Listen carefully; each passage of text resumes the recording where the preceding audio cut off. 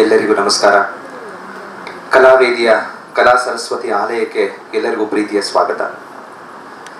ಈ ದಿನದ ಕಾರ್ಯಕ್ರಮವನ್ನು MES ಕಲಾವೇದಿಯು ಶ್ರೀ ಸರಗೂರು ನರಸಿಂಹಮೂರ್ತಿರವರ ಕುಟುಂಬದ ಸಹಯೋಗದೊಂದಿಗೆ ಕಾರ್ಯಕ್ರಮವನ್ನು ನಡೆಸ್ತಾ ಇದ್ದಾರೆ.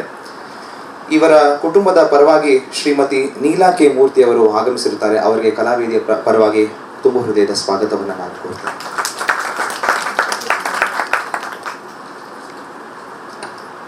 ನವರಾತ್ರಿ ಅಂತಂದರೆ ನವಶಕ್ತಿ, ನವಚೈತನ್ಯ, ನವರೂಪು, ನವವರ್ಣ, ಹೀಗೆ ನವಾವರಣದ ಹೀಗೆ ಒಂದೊಂದು ವಿಷಯಗಳ ಬಗ್ಗೆ ಹೇಳ್ತಾ ಹೋದರೆ ಅದಕ್ಕೆ ಬಹುಶಃ ಸಮಯದ ಪರಿವೇನೇ ಇರೋದಿಲ್ಲ ಅಂತ ಅನಿಸುತ್ತೆ. ಅದರ ಬಗ್ಗೆ ಇವತ್ತಿನ ಕಾರ್ಯಕ್ರಮದಲ್ಲಿ ನಾವು ಹೆಚ್ಚೆಚ್ಚು ವಿಷಯಗಳನ್ನು ನಾವು ವಿಶೇಷವಾದ ಅಪರೂಪವಾದ ರಾಗಗಳನ್ನು ನಾವು ಕೃತಿಗಳನ್ನು ನಾವು ಕೇಳಲಿದ್ದೇವೆ. ಈ ದಿನದ ಕಾರ್ಯಕ್ರಮವನ್ನು ನಡೆಸಿಕೊಡಲಿದ್ದಾರೆ ವಿದ್ವಾನ್ ಶ್ರೀ ವಿವೇಕ್ ಸದಾಶಿವಂ ಹಾಗೂ ತಂಡ.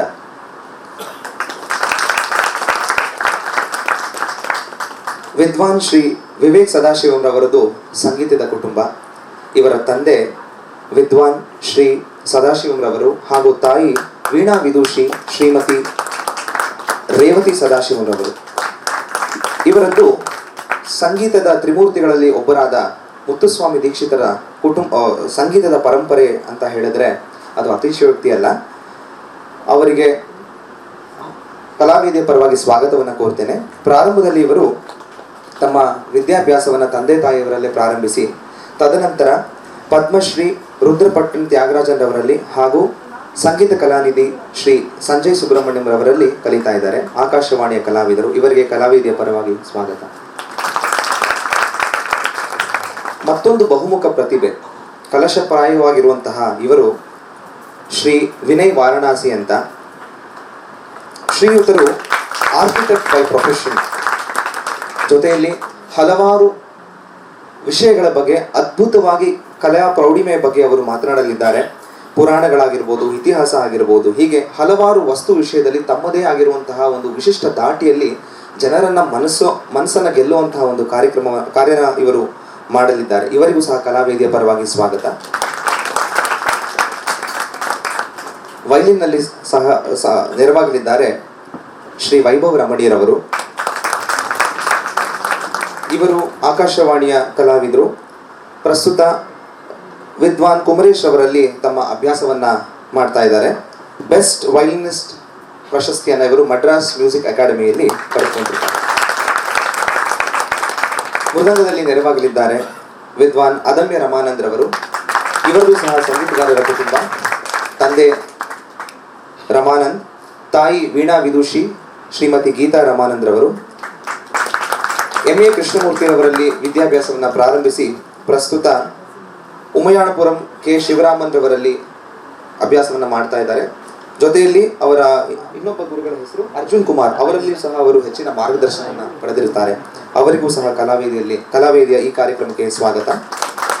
ತಂಬೂರಿಯಲ್ಲಿ ನೆರವಾಗಲಿದ್ದಾರೆ ಶ್ರೀ ಆನೇಕಲ್ ಶಿವಶಂಕರ್ ಸರ್ ಅವರು. ನಮಗೂ ಸಹ ಕಲಾವೇದಿಯ ಪರವಾಗಿ ಸ್ವಾಗತ. ಈ ದಿನದ ಕಚೇರಿಯ ವೈಶಿಷ್ಟ್ಯ ಏನು ಅಂತಂದರೆ ಒಂಥರ ಅವಧಾನದ ಒಂದು ರೀತಿ. ಒಂದೆಡೆ ಗಾಯನ, ಒಂದೆಡೆ ಅದರ ಬಗ್ಗೆ ಪ್ರವಚನ, ಇನ್ನೊಂದೆಡೆ ಚಿತ್ರಕಲೆ, ಹೀಗೆ ಹಲವಾರು ರೀತಿಯ ಪ್ರಾಕಾರಗಳನ್ನು ಇವತ್ತೆಲ್ಲರೂ ನಾವು ನೋಡಲಿದ್ದೇವೆ. ಈ ಕಾರ್ಯಕ್ರಮವನ್ನು ಯಶಸ್ವಿಯಾಗಿ ಮಾಡಿಕೊಡಲೆಂದು ನಾವು ದೇವರಲ್ಲಿ ಪ್ರಾರ್ಥಿಸುತ್ತಾ over to you. Thank you. Namaskaram to everybody. Just before we start, one small thing that I'd like to say that we are all together collaborating as a team and there is no main performer or anything. All of us together are one team. With that we hope that you will enjoy this performance.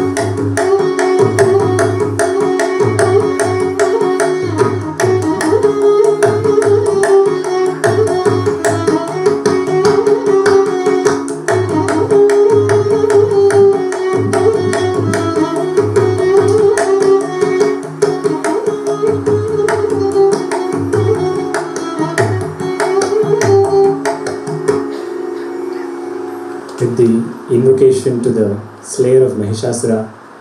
We are just at that Sandhya before Navaratri starts, and we're so grateful that we get a chance to explore something. So a very heartfelt gratitude to MES Kalavedi, to the family here that conceptualized, and through their sankalpam we are all here.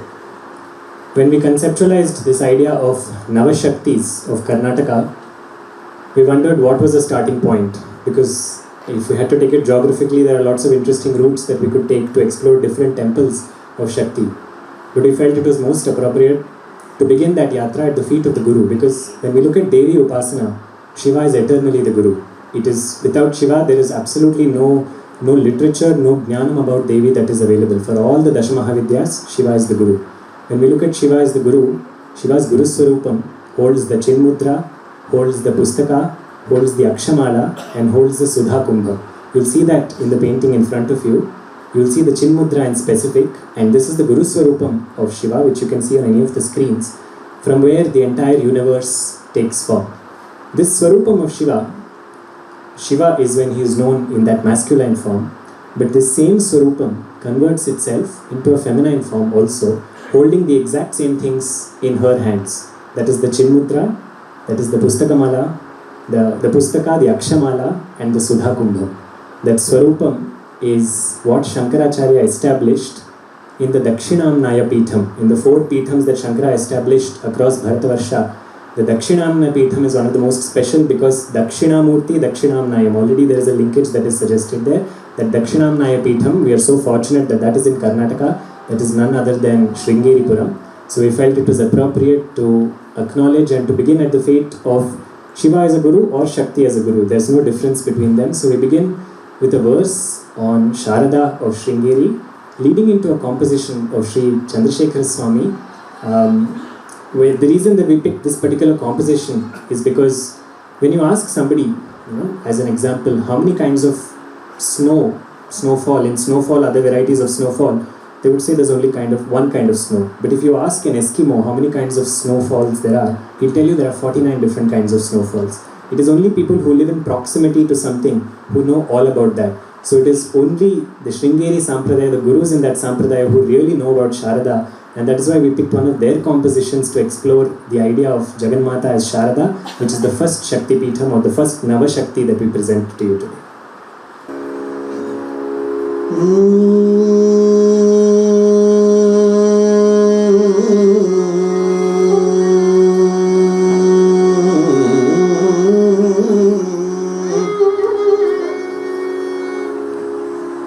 जय जय चिन्मुद्र करे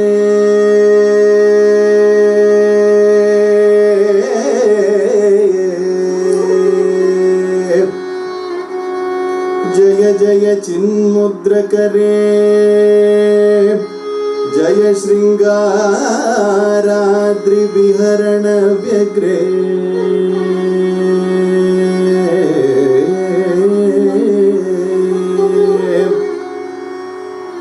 जय जय पद्मज जाये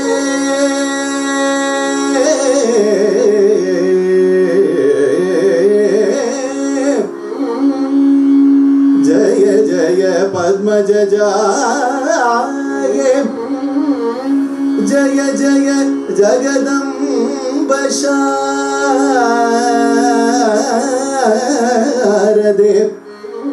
सदये जय जय जगदम्ब शारदे सदये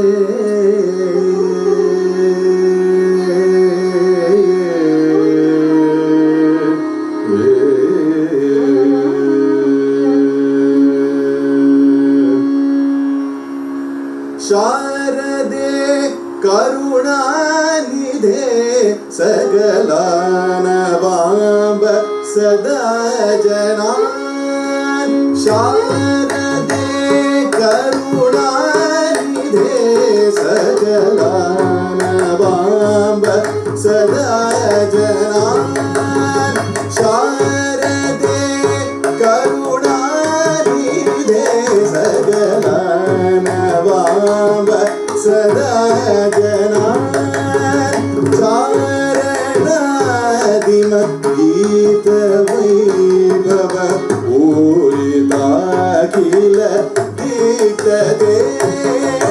Sharade Karunanidhe Sajanavamba Sadajana Charanadima Gita Vaibhava Purita Khila Ekade Sharade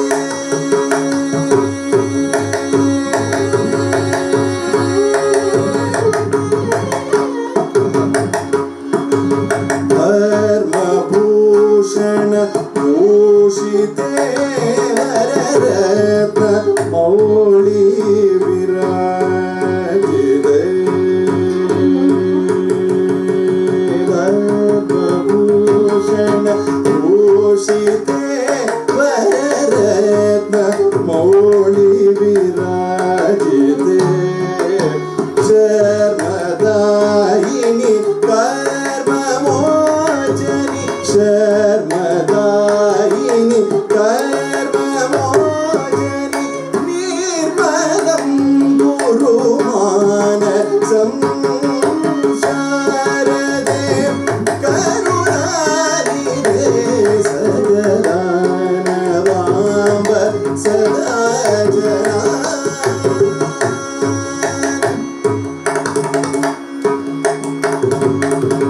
Hasta Sandrita Pustakakshapati Sudhagata Mudrike Hasta Sandrita Pustakakshapati Sudhagata Mudrike Hasta Vasti Vardane Chadurana Kajarothava Sharade Karunanidhe Sagalavamba Sadajana Charanadimagita Vaibhava Purita Khila Ekade Sharade Karunanidhe Sharade Karunanidhe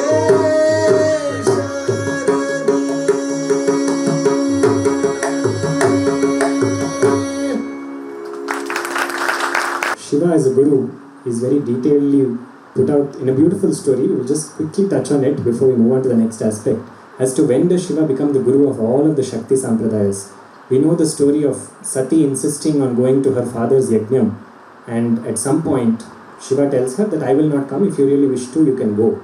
And he makes a tongue-in-cheek remark at that point. He says, I know you won't listen to me, at the end of the day you're Daksha's daughter, no?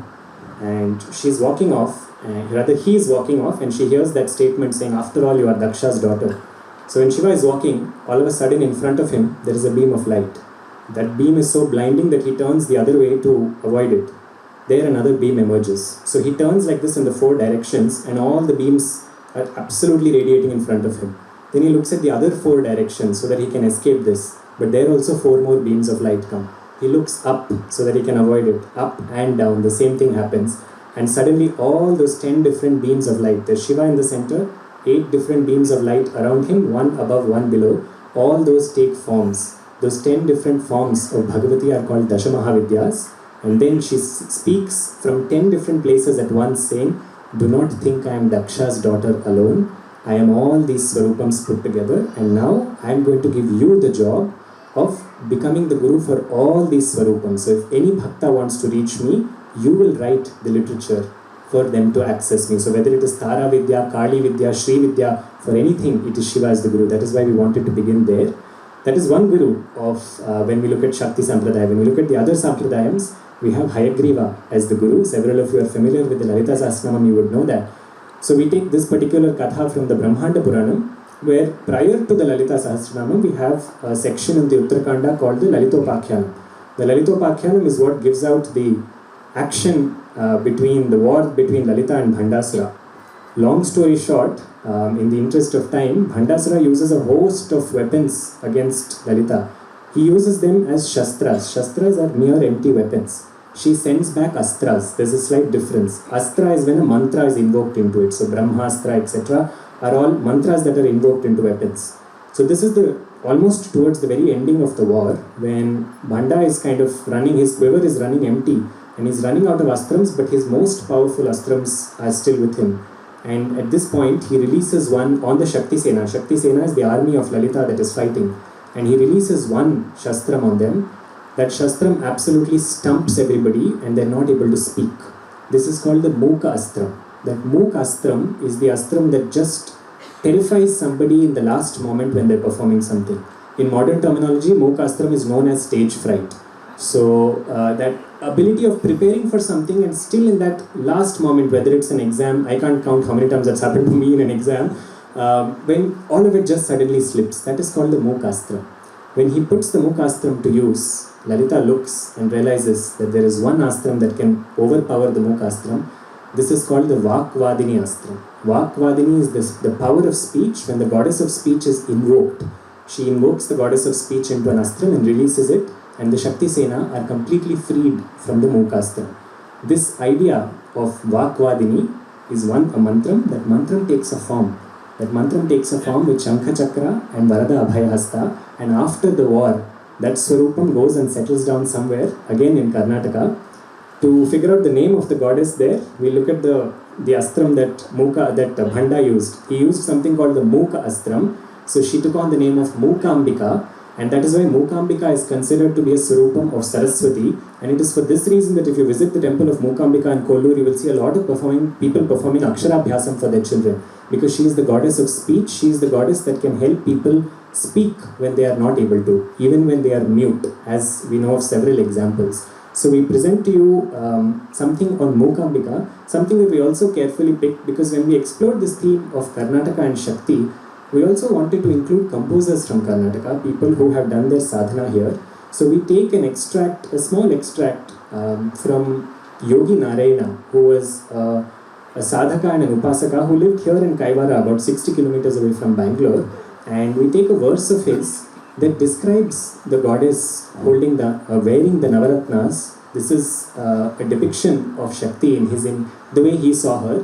And he describes her in different words, but he says at the end of the day, you are Shiva. You are with Shiva eternally. That is why if you go to the temple of Mookambika also, there is Mookambika Swarupam, but in front of Mookambika there is a Swayambhuva Lingam. You can only see that in the early morning darshanam if you go. So that to convey that idea of Shiva and Shakti together, that they are eternally together, in the next painting you will see we try to just depict that idea that they are eternally in their own universe. And when you go to Mookambika Kshetram, although you are seeing her, he's there as that expanse and he's there as that lingam. So we present you an interesting verse, very powerful verse of Yogi Narayana.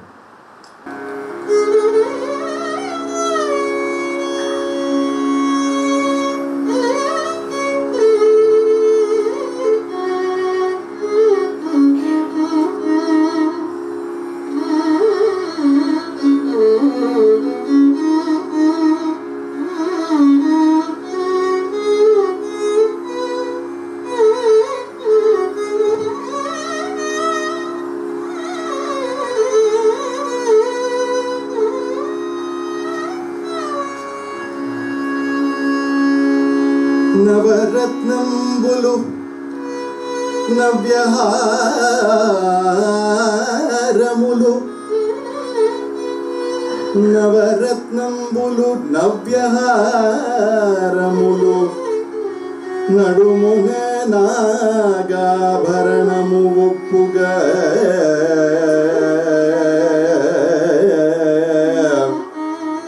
Navaratnambulu Navyaharamulu Nadumuna Nagabharanamu Voppuga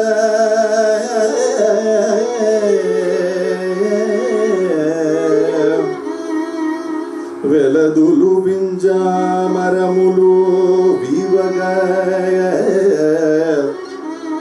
Veladulu Vinjamaramulo Vivaga Bringishwaru Sati కొలువైయున్నది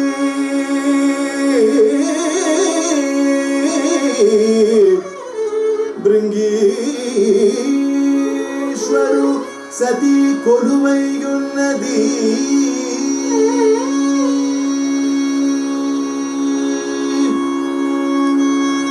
She is the very foundation. When we have to approach Devi, we approach her through speech, through words, through aksharas, through vak. So she is that Varavak Pradayini. She is Adi Shakti's Moola Swarupam, and she is a Pratyaksha Daivam because she is a Swayambhuva. She is a self-manifested form in Mookambika Kshetra. Adi Parashakti Moola Rupame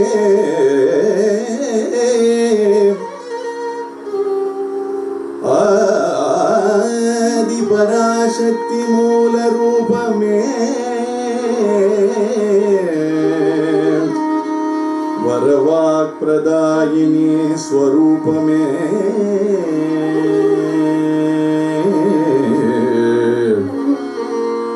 Adi Parashakti Moola Rupame Varavak Pradayini Swarupame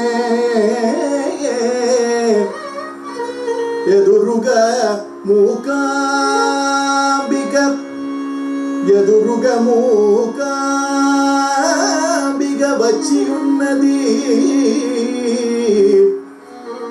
Yaduruga Mookambika Vachiyunnadi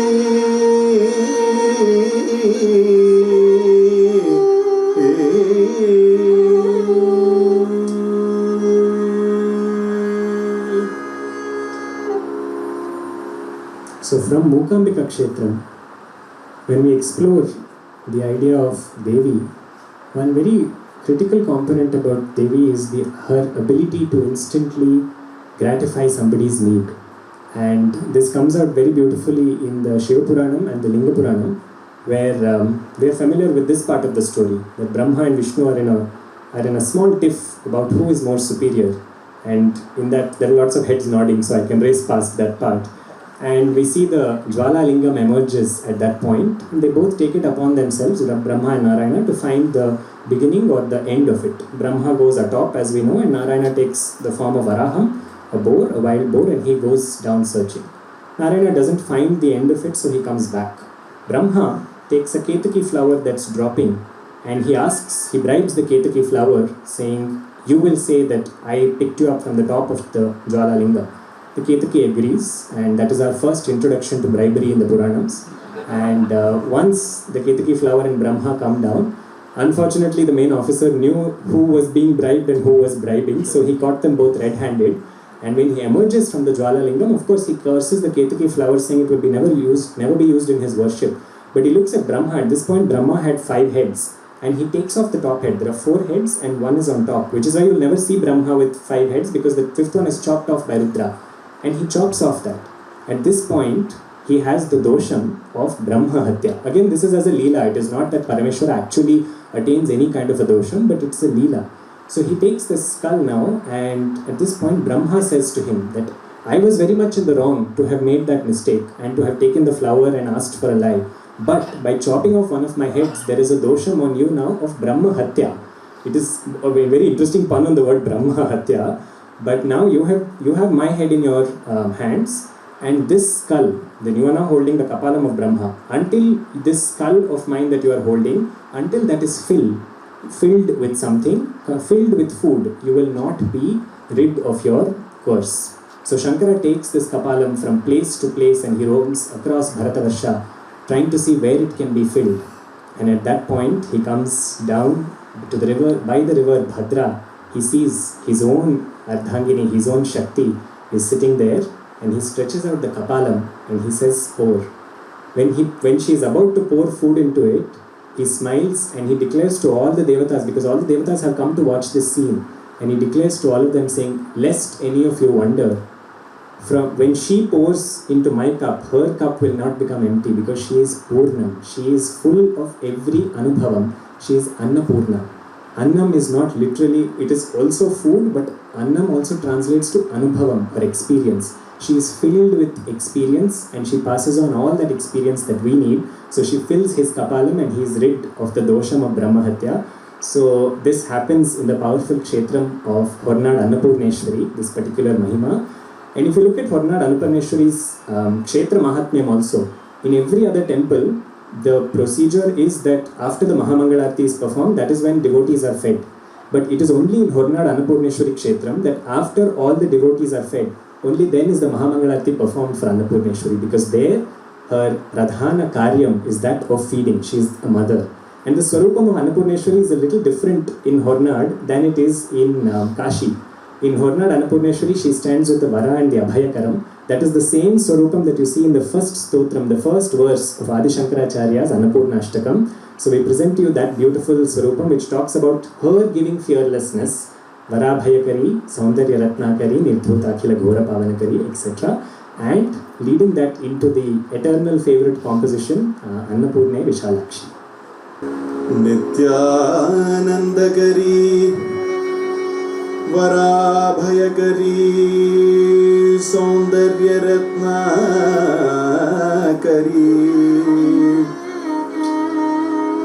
Nityanandakari Varabhayakari Saundarya Ratnakari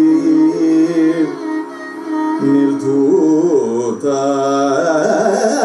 Akhila Ghora Pavanakari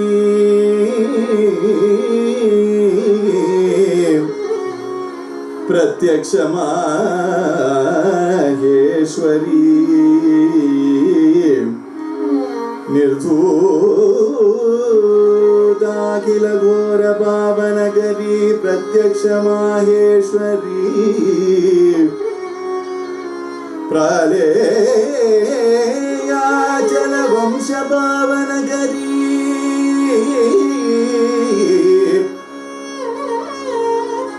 Praleya Jala Vamsha Pavanakari Kashi Muradishwari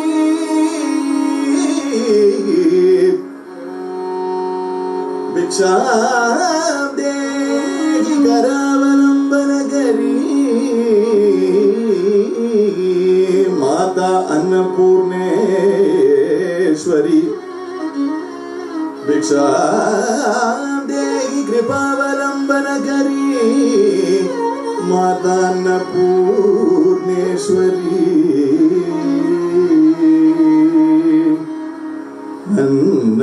Annapurne Vishalakshi Annapurne Vishalakshi Annapurne Vishalakshi Annapurne Vishalakshi Akhila Bhuvana Sakshi Kadakshi Annapurne Vishalakshi Akhila Bhuvana Sakshi Kadakshi Annapurne Vishalakshi Akhila Bhuvana Sakshi Kadakshi Annapurne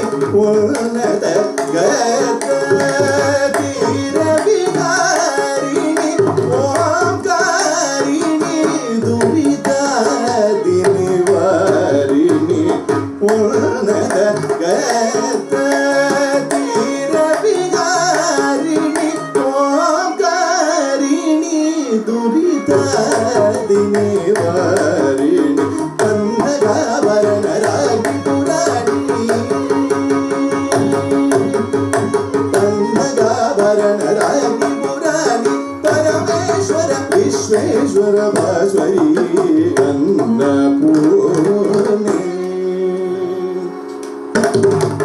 Karnataka Varanasi Parameshwara Visheshwara Annapurne Visarakshi Akhila Bhuvana Sakshi Gadachi Annapurne Annapurne Annapurne Visalakshi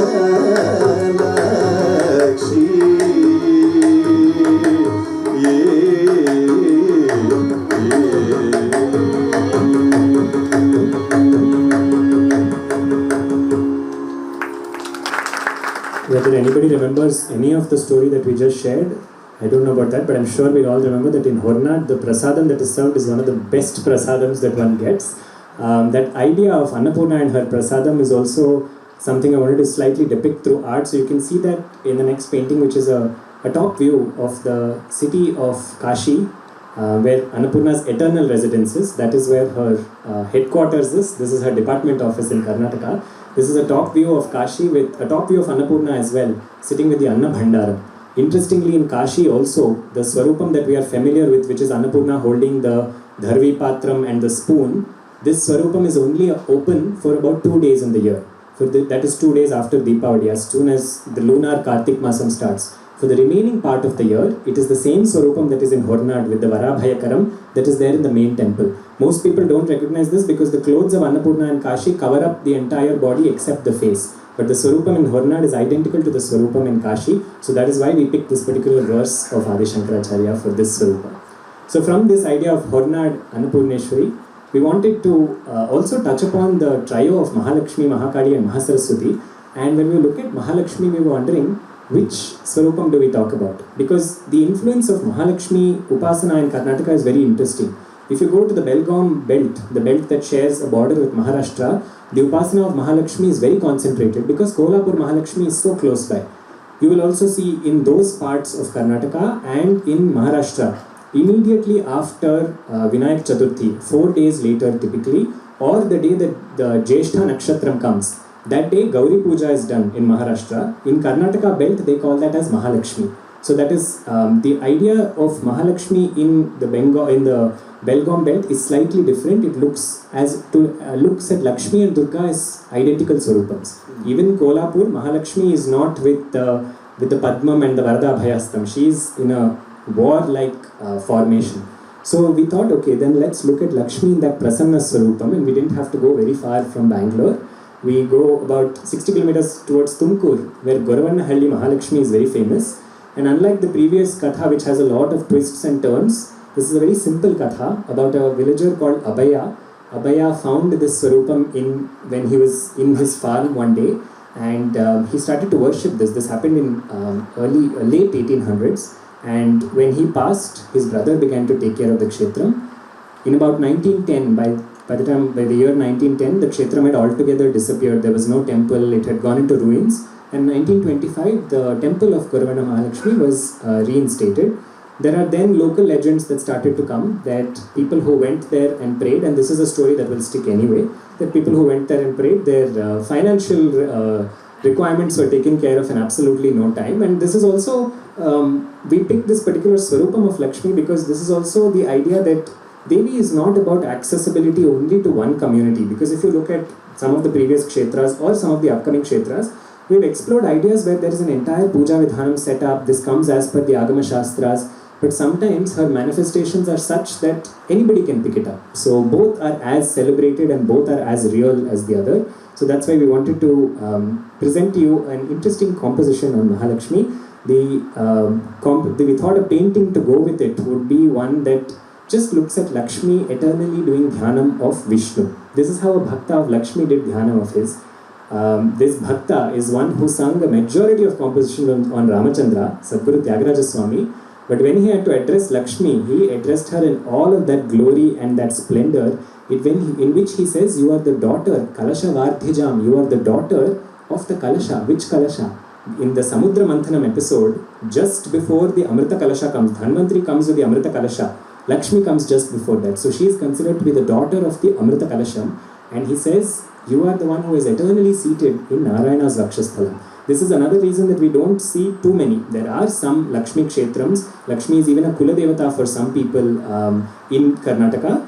But predominantly the Lakshmi Kshetrams or the Tayar Sannidhis are a part of Vishnu's temples here, whether it is Cheluva Narayana, whichever Surupam we look at. So we thought we will take a composition that addresses Lakshmi but makes a slight reference to Vishnu. We present you Kalashavardhijam by Sadguru Tyagaraja Swami.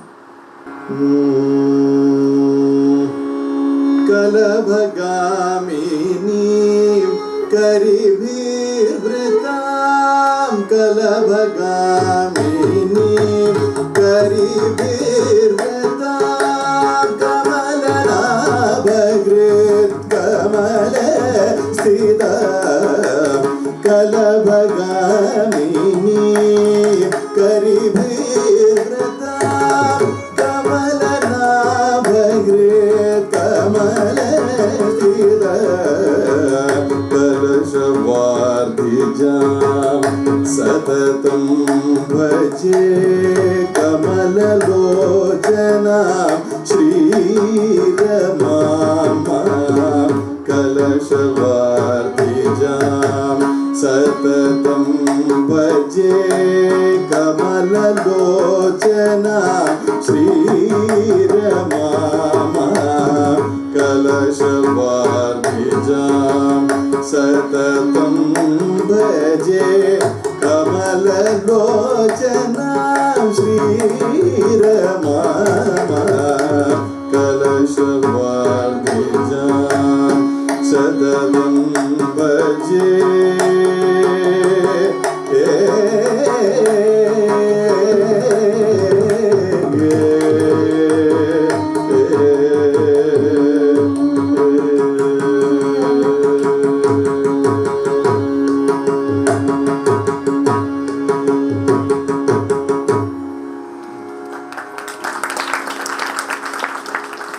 The beauty with Devi Upasana is, this is one Upasana where if you bring in Devi, all of the other retinue of Devatas follow. So on one hand, her other half, equally, I cannot say better because both are equal, her other half will automatically come. On the other hand, her brother Narayana will also come. So we find this beautiful story in one of the Sthala Puranams. If I tell you the name of the Kshetra, you will already associate it and stop listening, so I'll keep that till the end. In this Sthala Puranam, we find this very beautiful reference to Hiranyaksha's Samharam. Hiranyaksha, for those of you who are not familiar, is the Rakshasa that takes away Bhudevi just as Brahma is about to create Srishti. So when Brahma creates the Prajapatis from his mind, from his Manas Srishti, at that point, all of the Devatas, they're all looking because creation has just begun. And they ask him what, the Prajapatis have been created, so they ask him, what should we do? And he says, now I've created earth, go there, populate the earth, establish dharma on earth and begin the process of creation. So they said, okay, but can you give us the address of earth? So he says, it's right there, I just put it there. And then they look and the earth is not on its axis. And at this point, Brahma is wondering, where did it go? Because the earth is in Ekarnavam. The earth is, the axis of the earth is something that moves in the waters, the endless waters, Ekarnavam. Suddenly they notice that when the earth is not in the axis, it is probably being pulled somewhere into Ekarnavam. Brahma begins to worry. But this is the Upasana Rahasyam, that whenever Brahma or the Devatas worry, they turn their worry and their anxiety into tapas. So Brahma sits in tapas, and as he's sitting in tapas, he doesn't even realize that from his right nostril, a small, not even bigger than his thumb, a small beam of light emerges. That form emerges and takes the form of a wild boar, Varahaswami, and that Varaham instantly goes and uplifts Bhudevi from that Shoka Samudram, places her back on her axis, kills Hiranyaksha. This is the katha that we know. Hiranyaksha, before he did this activity, he had his own family spread out. Hiranyaksha had a daughter called Vihasini.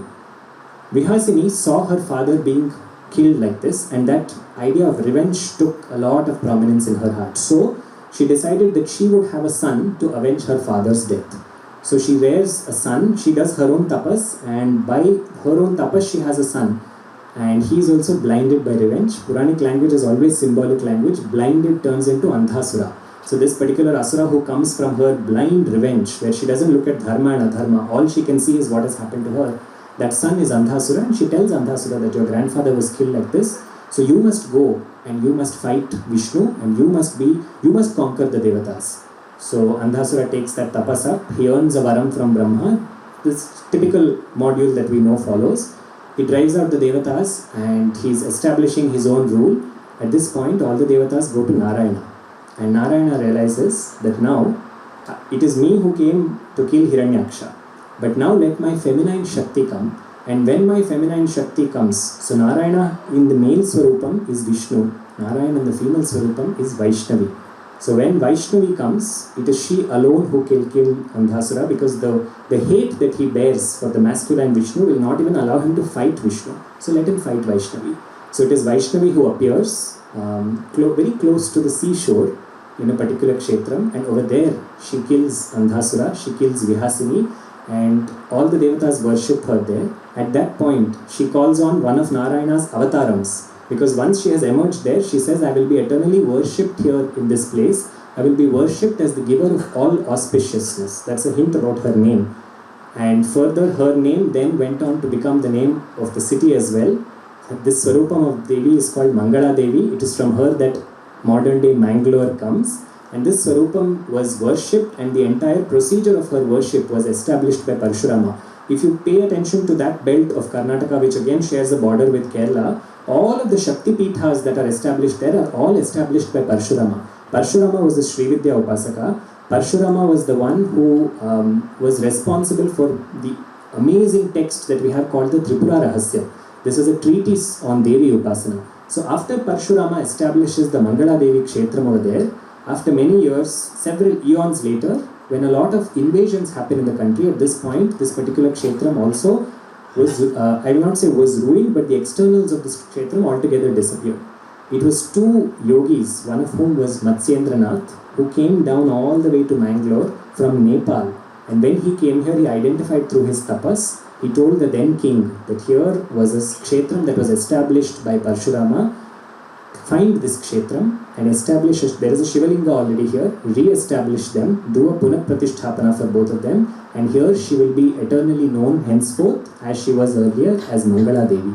So this is Mangala Devi of Mangaluru. She is one of the most gigantic forms of Devi. She is seated, but when you see her size, you will realize she is about 6.5 to 7 feet in stature, and she holds the Trishula and the Shankha Chakra in her two hands at the back with the Varada Bhayahastam in the front.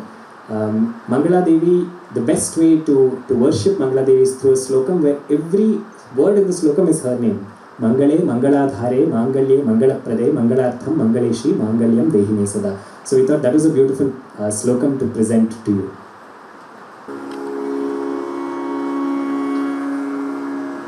Mangale, Mangaladhare,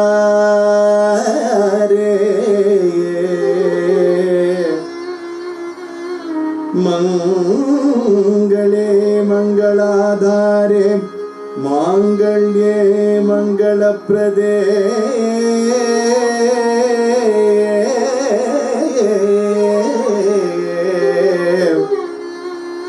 Mangalartham Mangaleshi Mangalartham Mangaleshi Mangalyam Dehime Sada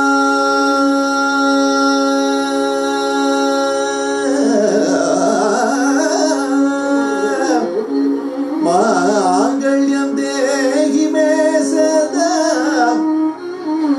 Mangalyam Dehime Sada.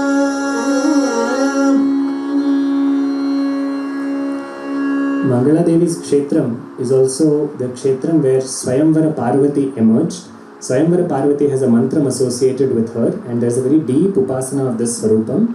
But we wanted to also represent the entire story that we just shared, where Hiranyaksha is killed by Vishnu and Hiranyaksha's grandson is killed by Shakti. So we wanted to find a composition that referred to her and her brother together. And again, we took the help of the same Vagekara, who is the eternal devotee of her brother, Sadguru Tyagaraja Swami, where he says, Kanakangi, you are from head to toe, you are dressed in gold. Mangala Devi, if you see her Swarupam in Mangalore, she is completely in gold. Kanakangi Ramapati Sodari, you are the Ramapati is Vishnu. Ramapati Sodari, you are the sister of Vishnu. Kanakangi Ramapati Sodari, Karunimpave Katyayani is this Swarupam. This composition that we present to you is Nannu Kannatalli Na Bhagyama. It is my fortune, O goddess, who is eternally present as Narayani. Narayana's feminine version as Narayani. This is in the Ragam Sindhu Kannada? Yeah, Sindhu Kannada. Also called Kesari. I'm sure there are people who became hungry suddenly with that reference.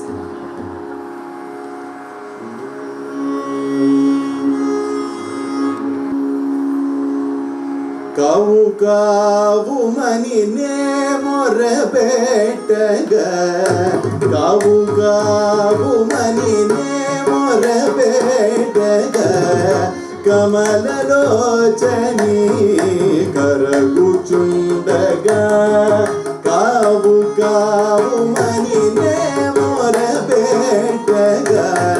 Kamala lochani karagu chundaga. Nivu brova kultre evaru braturu.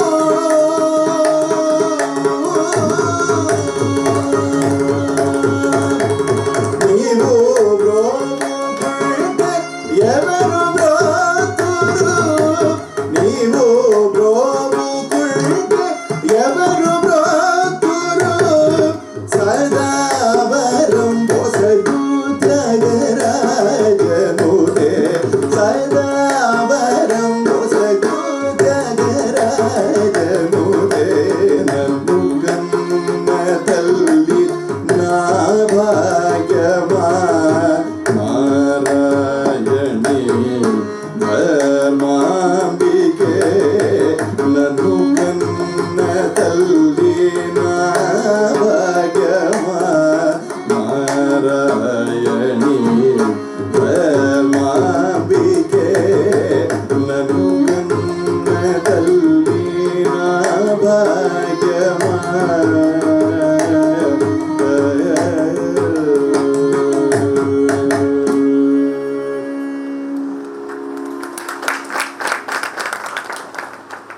Shakti and Shakti Pithas, an idea that we cannot separate. So on one hand, while there are several local lores, lots of legends that are from here, there are some larger legends that tie up different kshetras together. One such is the idea of Shakti Pithas. As we discussed in the story in the very beginning, when Sati leaves for Daksha's home despite Shiva saying no, when we all know what happens, that she goes to Daksha Yajnam and she realizes that this entire Yajnam has been conducted to insult Shiva. So through her yoga Shakti, she allows her own Agni to leave the body and she leaves the body behind. At this point, Shiva picks up this. When he comes to know of this, Shiva arrives from Kailasha and he picks up this body and he begins an untimely Tandava. Because I cannot say he did not expect this to happen, he is a Trikala Jnani, but the Shokam, the absolute sheer gripping sadness and the rage that his Ardhangi, his other half, is no longer in a physical form, that takes over Shankara completely. And when he begins that Akala Tandavam, he takes her body to the Gagana Mandalam, to the skies, and he begins that Tandavam there. That Tandavam is going to cause a destruction. And all the Devatas are wondering who can go and stop this Tandavam? Who is it that can control his energy? Because Parameshwara's energy is not something that can be easily ebbed. At this point, Narada arrives to Vaikuntha and he says, Swami, you're the only one who can control that energy of his. Come and save us. Because when the Devatas are in trouble, it is either Narayana or, as in the case of the previous story, Narayani who can save them. So Narayana comes and he looks and he calculates the situation. Shankara is dancing because as much as there is rage, there is also rhythm in this. And for every beat that Shankara is placing, Vishnu realizes that beat makes a sound. Shankara is placing his foot down, so that makes a sound. So for every beat, Vishnu decides that I will cut off one part of the body of Sati, because if the body is gone, his source of rage will also reduce. So Shankara does not realize this. He is completely intoxicated in that state of his own Akala Tandavam, and Vishnu cuts piece by piece. These pieces fall across several different kshetras. We know these kshetras as energy points. These are called Shakti Pithas. Why are we talking about Shakti Pithas? Because Shakti Pithas in some versions fall in certain places. In some other versions, they fall in different places. So sometimes there can come a confusion as to is this here or there. Doesn't matter, both are equally energetic points. So we explore one Katha just keeping this background of a Shakti Pitha in mind. We now come to another legend about the same place and then we will link both of them together. So this particular Katha we find when Parashurama, the same Parashurama who set up Devi Kshetrams and set up the Sri Vidya Sampradayam, when Parashurama comes to his father after a long tapas, he comes at a moment that is pregnant with a lot of tension because his father Jamadagni and his mother Renuka, they are one of the Divya Dampatis.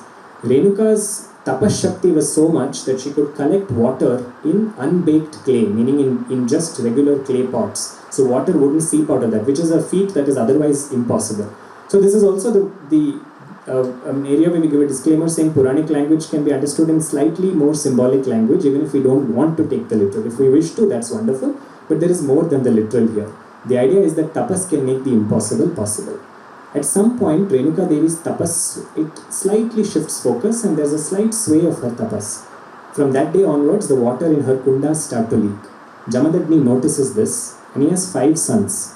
As soon as Parashurama arrives from the tapas, it is that moment that Jamadagni wants to confront the situation. So he asks 4 of his sons to do a certain deed and all of them say no, we cannot do this deed. It's too horrific for us. He looks at Parashurama and he says, will you do it? Parashurama doesn't ask. He doesn't even ask what is the deed. He says, I'll do it. What is it that I have to do? So Jamadagni says, you have to cut your mother's head. Will you do it? Parashurama has given his word. There is a value to the given word. But there is the horror of having to do this. So he, with a heavy heart, Parashurama agrees. By this time, Renuka, who is watching this entire scene, she disappears. By disappears, I mean she runs. And she runs and hides in somebody's house. She hides in the house of a woman whose name is Yellamma. And Parashurama goes there, very hesitatingly, but at the same time he's bound by his word. We will explore the philosophical significance of this story later. This is not to cast aspersions on Jamadagni or Parashurama. They are bound in certain ways to do this. So Parashurama goes and at that point he sees Renuka and he's about to take out his axe. Parashu means axe. He's about to take his axe to strike Renuka's head, but Yellamma comes forward and it is Yellamma's head that is struck off. At this point Jamadagni comes and he looks at Parashurama. He was the only son who listened without saying no at all. So Jamadagni says, I will give you a varam because you listened to me so instantly. What is it that you seek? The son inside Parashurama spoke. He said, bring my mother back to life. So at this point, Yellamma's head was knocked off and Renuka's head because it is the same axe that knocked off both their heads. So at this point, Jamadagni says, you bring her back to life, I will pour mantra shakti into her. Parashurama is so ecstatic that his mother is not dead that he takes Renuka's body and in his hurry, he takes Yellamma's head and he puts it onto Renuka's body. So this is how the formation of the dual goddess Renuka Yellamma got formed.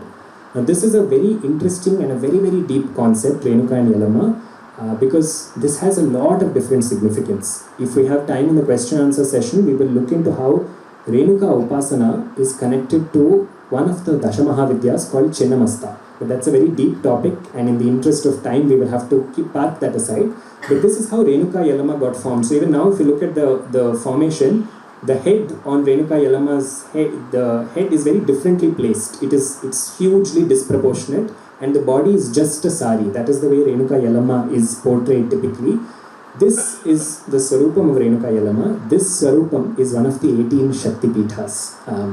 Typically this kshetram is where this happened is considered to have happened in Maharashtra, but the locals of Saundatti in Karnataka and the Belgavi district, they believe that this Shakti Pitha Rahasyam where Devi's body part fell is also here. So we took this particular aspect where 2 different kathas merged and we took another Sri Vidya Upasaka's help to explore this idea of Renuka and Yellamma. But before that, I want to again just stress on the idea that as much as Jagannatha is about Sampradayam and adherence to tradition and Agama Vidhi, she is also everybody's mother. That word Yellar Amma, Yellardu Amma, she is the mother of everybody, is Yellamma. That is why Yellamma is the goddess of the transgender community called the Jogappa community in Saundatti. So if you see all of the Yellamma Jatre, it is that community that conducts it. And we thought it's very beautiful that Yellamma is truly such an inclusive goddess that looks beyond all differences and celebrates in a world now where we are talking about concepts like gender fluidity and non-binariness. Yellamma is that goddess who is the refuge for all of them.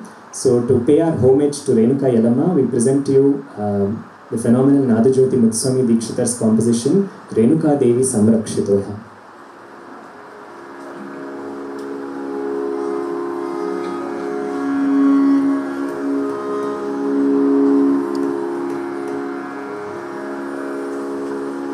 Manikya Bhushani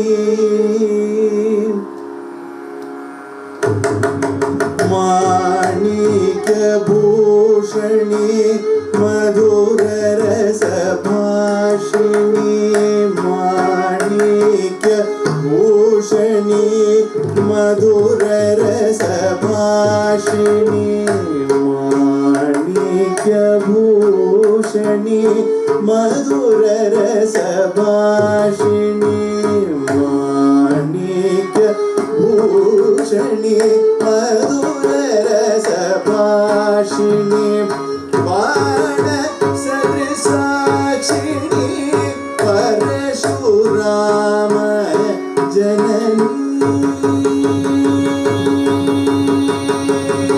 Manikya Bhushani Madhura Rasa Bhashini Vana Sadasakshini Parashurama Janani Konatrayavasini Guru Mukha Vishwasini Konatrayavasini Guru Mukha Vishwasini Kannada Bangale Gadharva Bhajani Konatrayavasini Guru Mukha Vishwasini Kannada Bangale Gadharva Bhajani Renuka Devi Samrakshitoham Anisham Renuka Devi Samrakshitoham Anisham Renuka Devi Samrakshitoham Anisham Renuka Devi Samrakshitoham Anisham Renuka Devi Samrakshitoham Anisham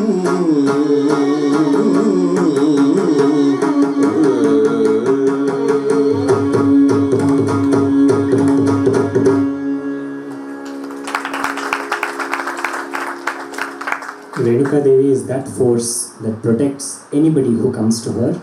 Renuka Devi's counterpart in Gujarat is known as Bahuchara. These are all inclusive, specifically forms of the goddess that open themselves out to everybody.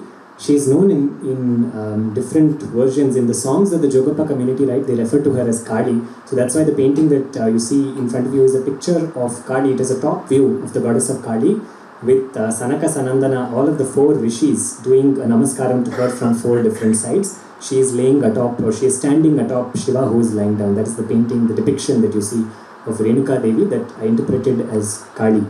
From Renuka Devi, we look at that Swarupam of Jagannatha, whose name is known to a lot of us through compositions, through upasanas, but not too many of her temples are known. But there is one temple of hers that is somewhere in the north of Karnataka, and also here in Bangalore. A replica of the same temple has been built, and I see a lot of question mark faces now. So this particular Devi has a very beautiful story associated with her. The Rakshasa called Durgamasura, I know everybody must be wondering, it's the same story, right? One Rakshasa comes, asks for a varam, and then gets it, and then Devi appears. But there are nuances in each that speak about different aspects of dharma and adharma. Durgamasura is a Rakshasa who arrives with the idea that he should conquer. But his approach is very smart. He says, I'm not asking for immortality, or I'm not asking that a man should not kill me or a woman should not kill me, or all these kind of complicated conditions. I'm only asking for one thing. All the dharma that is being done in the 3 worlds, when anybody is doing any dharma, let that dharma not have any phalam. A very interesting ask. Because if dharma doesn't have phalam, this is when Puranic stories start to speak about larger concepts. Why is dharma performed is a question that we can ask here. Dharma is performed for Lokakshema. It is for the welfare of the world. It is not just for me, my family alone. Any dharmic practice is performed for the well-being of the environment. So when Durgamasura takes away all of the karma phala of dharma, then all the dharma that is being done is not resulting in any welfare for the environment. When there is no welfare for the environment, there is either ativrishti or anavrishti, which is famines or floods. And in this case, it is a famine that happens, and this famine lasts for so long because Durgamasura's power grows, and because he is absorbing all of that karma phalam. And the famine grows, 3 worlds run dry. And when the 3 worlds run dry, Indra and all the other devatas, they are so choked, they are so parched because there is no water. And in days of climate change, these are really stories to hold on to, not only as hope, but with the hope that they should change our approach to the environment. And all of the devatas sat in tapas. Their tapas was said to have lasted for thousands of years. And finally, when Jagannatha appears in front of them, she looks and she says, "How can I help you? What is it that I can do for you?" And at that point, the devatas are unable to speak because their throats are so dry. So it is then that she looks and she's so moved by all of what she sees. There's just dryness everywhere, that from her body parts, eyes start to emerge because she's overflowing with sadness looking at her creation and what has happened. And from each of those eyes, water starts to pour because she's crying. From all of that water, all the reservoirs, all the tanks, all the oceans, all the samudras are refilled and water is again flowing. When water is flowing, at this point, this particular swarupam of hers is called Shatakshi. Shata is referring to Ananta, not literally Shata. Anantakshi, where all of the water flows from this swarupam. From this form, another form comes. This form looks and realizes water is not enough alone for nutrition. Food is also required. So she converts her body into every kind of vegetable, every kind of edible produce, non-genetically modified of course. And she feeds all of Bhuloka with that. This Swarupam of hers, from where all the Shakhas came, is called Shakambhari. Shankaracharya makes a reference to this Swarupam in Kanakadhara Stavam where he says Shakambhariti Shashishekhara Vallabheti. There is a rahasyam why he uses this name in the Kanakadhara Stotra. The rahasyam is the lady who is about to give Shankara Bhiksha, she gives him an amla, which is a Swarupam of Shakambhari. So that rahasyam also comes out here. But this second Swarupam, after the Devatas are nourished and they have been well fed and they have drunk water, at this point Shatakshi and Shakambhari again become one and go and fight Durgamasura. In no time Durgamasura, because Dharma is returned to the world, so Durgamasura loses his strength and she kills him there. That is why she is called Durgamasura Samhantri, Durgamayuta Dharini she is called. And she earns the name Durga also from this Leela. She settles down eternally in the place of Badami, very close to the Badami caves. She settles down in a forest, in a Vanam, as Vanadurga. This Swarupam of Vanadurga is made up of 2 Swarupams. One Swarupam inside her is Shatakshi, the other is Shakambhari. But she became, through time, Vanadurga became Vanashankari. That is the goddess Vanashankari of Badami, whose replica we have here in our own Vanashankari. So the painting that you see in front of you is a painting of Vanadurga, where she is in the forest. Vanadurga is always about protection. When one is in a forest of life, or in a literal forest, the fear of the unknown, it is Vanadurga who protects us in that Swarupam. That's why although she is sitting on a lion and she is holding all of these sometimes fear-inducing ayudhas, her nature is that of joy. That is why the face of her in the painting that you see is that of utter bliss. Vanadurga is eternally Saumya. So musically also, I think there are references to Vanadurga in multiple compositions. Yeah, definitely. One of them I think we'd like to present now, and this is a composition of Harikeshan Allur Muttaya Bhavata. Vanadurge Vanaspati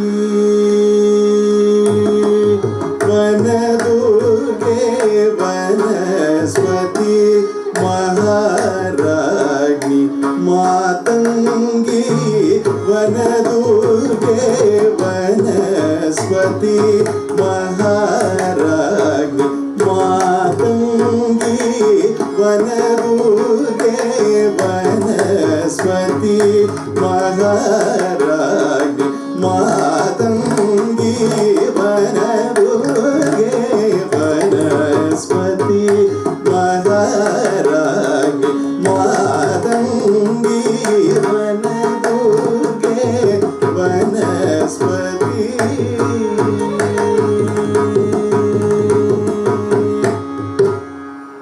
So if you observe the sequencing of the goddesses, we began from the Saumya Swarupam of Sringeri Sharada, and now we are moving on to the Raudra Swarupams, because Ati Saumyati Raudraye Natastasye Namo Namaha, says the Saptashati, which is Ati Saumya, which is extreme gentleness, and Ati Raudram, which is extreme fierceness. Both are your Swarupams. So we move on to that Swarupam of the goddess, which the Saptashati details how she is in combat, not once but thrice, with 3 different sets of Asuras.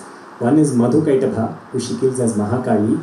The second is Mahishasura, who she kills as Mahalakshmi. This is Mahalakshmi of Kolhapur, by the way. And the third is Mahasaraswati. Mahasaraswati here is different from the depiction of Mahasaraswati that we know. Mahasaraswati in the Chandi Saptashati is the Swarupam that kills Shumbha and Nishumbha. But the way in which she kills them is very interesting. So when she is fighting with Shumbha and Nishumbha, Shumbha has already died. We are fast forwarding to that point in the story. And after Shumbha's death, Nishumbha is about to arrive. Now Nishumbha is a real troublemaker, because Nishumbha is the sense of I inside the body, the sense of I am the body, that is Nishumbha. And when that sense is there, nothing else can come. So to combat that sense, Devi looks from within her own being, and she just closes her eyes, and from her Ajna Chakram, one Swarupam comes. We invite you to imagine from Devi, who is standing with 18 hands in the war field. We imagine you to join us, and just imagine, close your eyes and see, and visualize for yourself, not imagine, visualize. What is it when the Ajna Chakram, from the Ajna Chakram of Devi, a white beam of light emerges.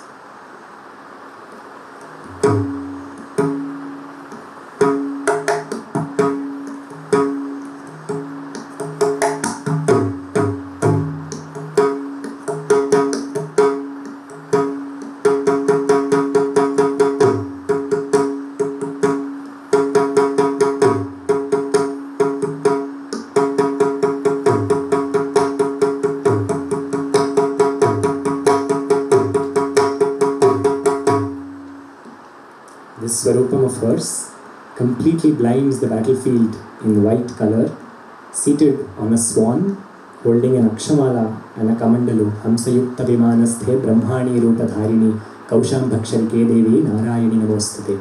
This is the first Swarupam that emerges from her Ajna Chakra. She again closes her eyes, and at this point, another Swarupam is about to emerge.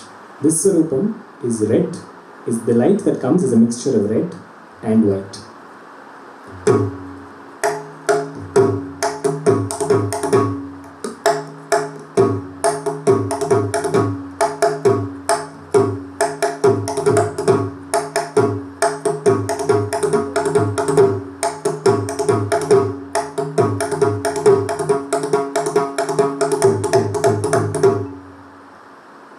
As this Swarupam emerges, the white becomes a bull and the red takes the form of a Devi. That Swarupam is holding a Chandra Vibhushanam on her head. Trishula Chandra Hidhare Mahavrishabhavahini Maheshwari Swarupena Narayani Namostate. First comes Brahmi, next comes Maheshwari. At this point, Devi looks at both of them, and some more forces have to join. She closes her eyes, and this time from the Ajna Chakram, a blue light emerges.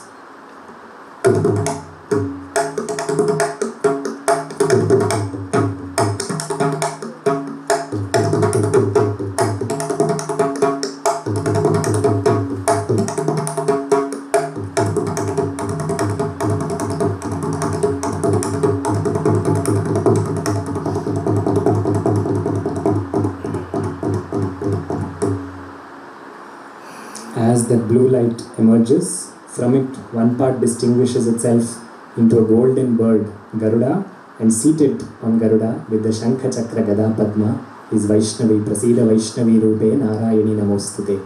This, as Devi looks, form by form, Brahmi, Maheshwari, Vaishnavi, Kaumari, Chamunda, Indrani, Mahalakshmi, all the 7 different forms known as the Saptamatrikas, they all emerge.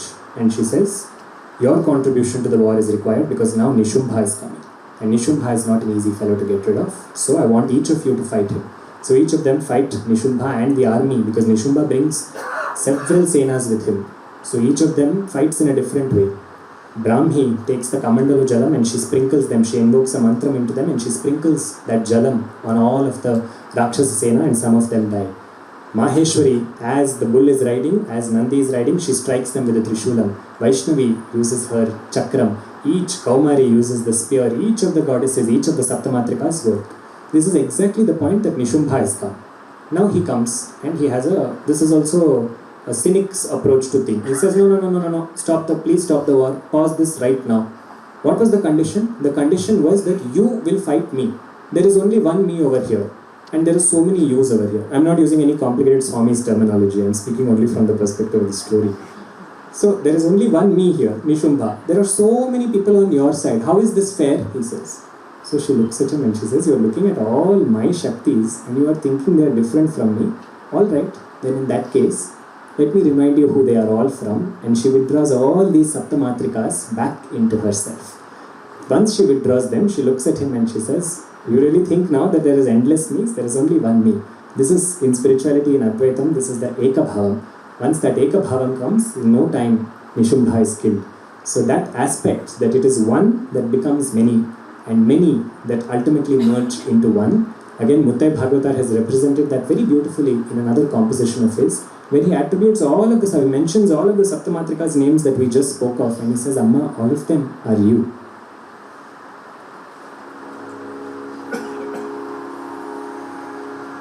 Nine Maheshwariyo Nine Kaumariyo Nine Maheshwariyo Nine Kaumariyo Nine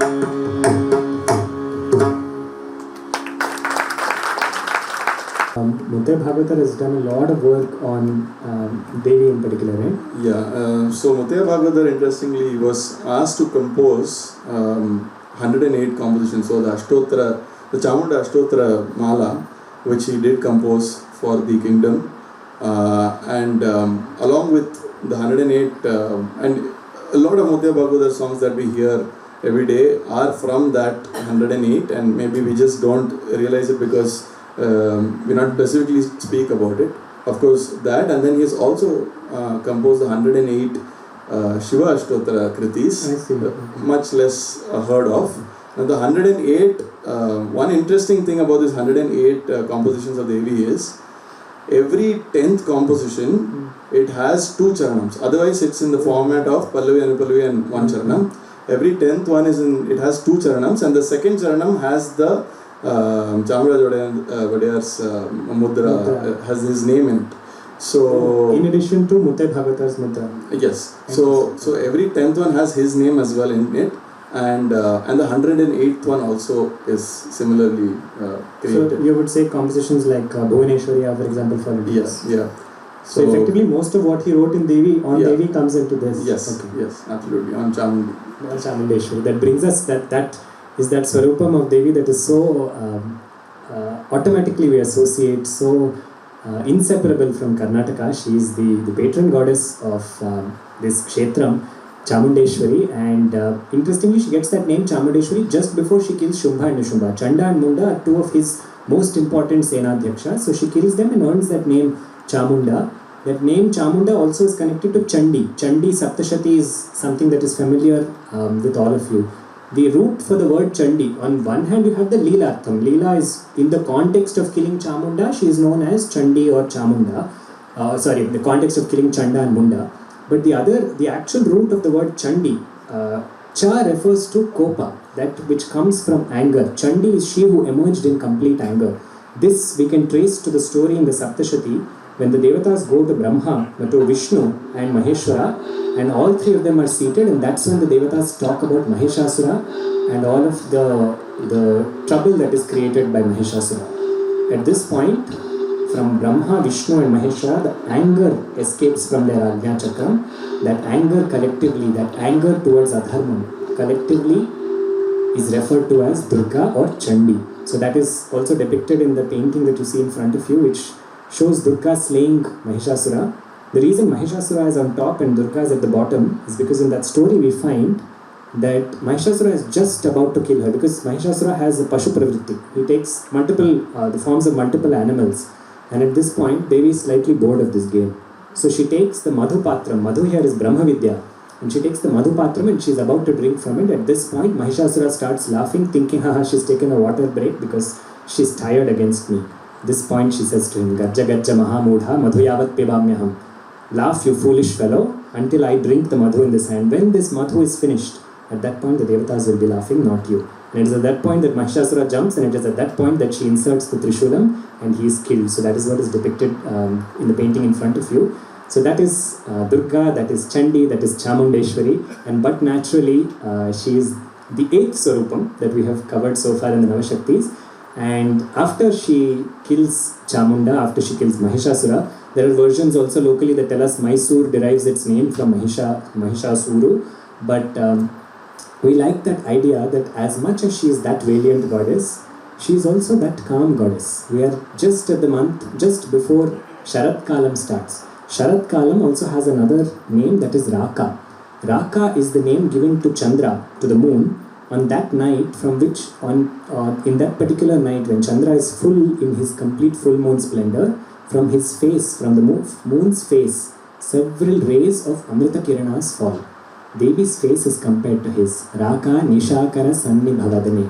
Nishakara is the creator of the night, Chandra. Raka Nishakara, meaning Chandra in the month of Sharat Kalam, Nishakara Sanni Bhavadane. Your face is glowing like his. So on one hand she is the valiant goddess who killed Mahishasura, but on the other hand she is the calm goddess who is radiating Amrita Kiranas just by her face. So we present you the immortal composition Sri Chamundeshwari, again Mutai Bhagavatar's Kriti, and it's we thought it was so appropriate because it is familiar to all of us, and now when we view it with the idea that she is Ati Saumyam and Ati Rautram. And I think to make this experience memorable for all of you must be wondering what that prop is doing there. So now as we explore this Kriti of Sri Chamundeshwari, my hope is that no Mook Astram will work and I will have no stage fright, and I will be able to depict these ideas onto paper, especially focusing on her face and how it radiates joy and bliss. So we present to you in Bilahari Ragam, Sri Chamundeshwari.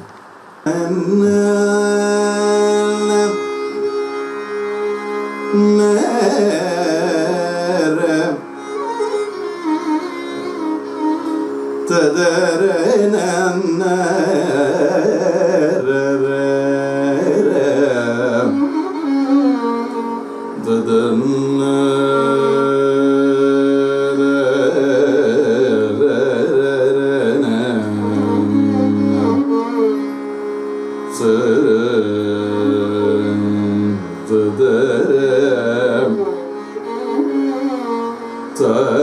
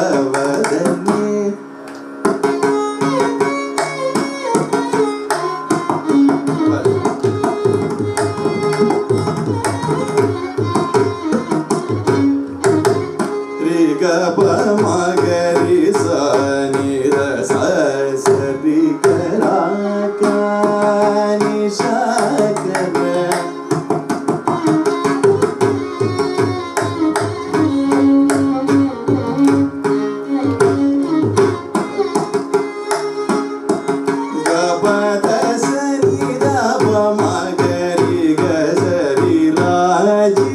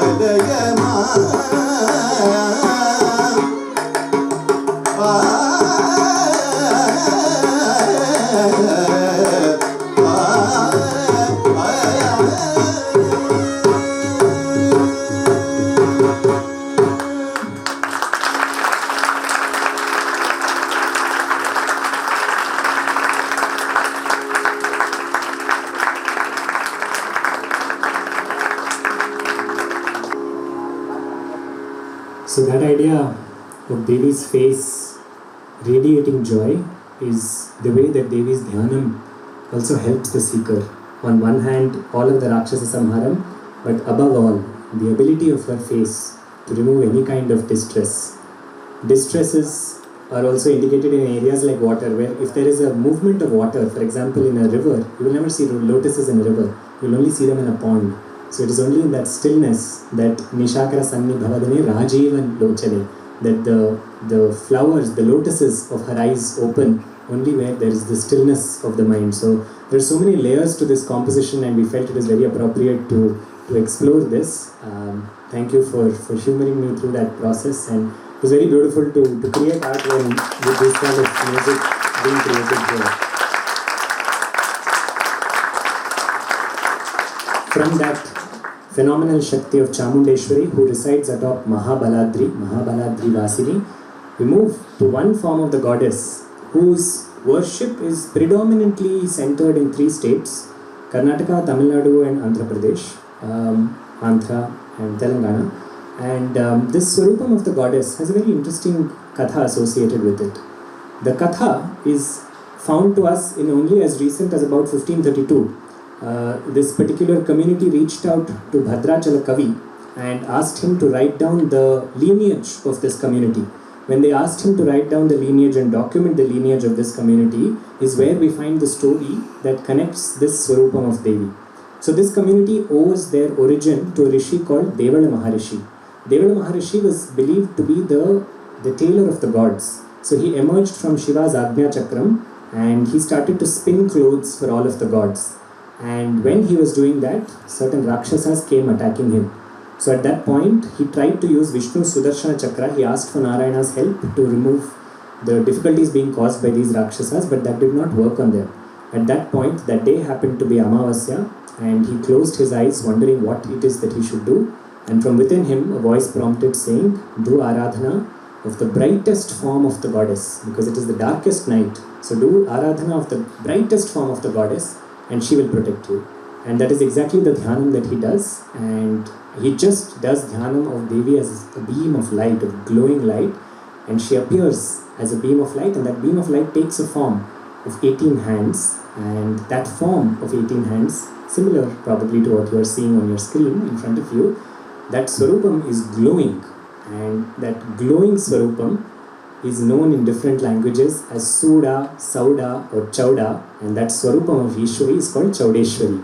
So this Swarupam immediately then goes and kills the Rakshasas that are bothering Devala Maharishi, and Devala Maharishi watches this Yuddham between Devi and the Rakshasas, and he dyes the color of his clothes red from the Rakshasas' blood. So that is where his tailoring origins start, and the Devanga community as we know them today, they are the ones who predominantly worship Chaudeshwari. So this is that last Swarupam, I cannot say last, but that Navas Swarupam or the Purna Swarupam of Devi that we explore today. Chaudeshwari's Upasana is seen in different communities, particularly on the day of Amavasya. the phenomenal violinist is also named after her Kripa only, that is Sri Chaudeya. And we wanted to conclude with that idea of the 9, the number 9 is so sacred to Devi, because Navashakti is not a word that any of us coined. Nava, as was beautifully said in the introduction, everything about her is Nava. Nava Varna, Nava Ratri, Nava Varna, Nava Shakti, Nava Yauvana. This 9 can go on. There are so many associations of the number 9, but 9 is considered complete because after that, 10 is not really a complete number, it's just 1 plus 0. 9 is the ultimate form of completion. That is why Navadurga Siddhi Datri is the ultimate form of completion. So we thought we would conclude this with an ode to Chaudeshwari and also an ode to that concept of Navashakti, where we present you the words Navashakti that also appear here in a composition again of Mutai Bhagavatar and Aradhaka of Devi, in the phenomenal, very beautiful but not too often explored composition called Jalandhara Supitastiti.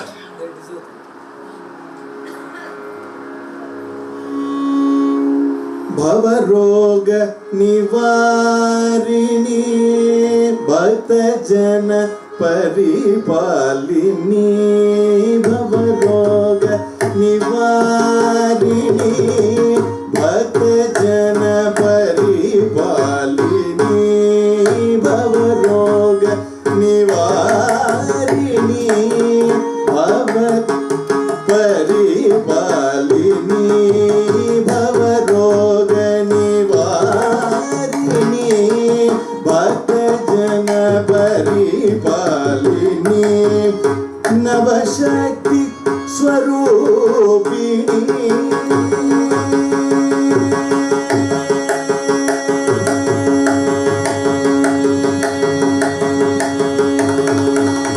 Navshakti स्वरूपिणी नवशक्ति स्वरूपिणी नवशक्ति स्वरूपिणी नादे हरि के शरण्ये नवशक्ति स्वरूपिणी नादे हरि के शरण्ये जालंकर सुबीडते जपा कुसुम भासुरे जालंकर सुबीडते जपा कुसुम भासुरे जालंकर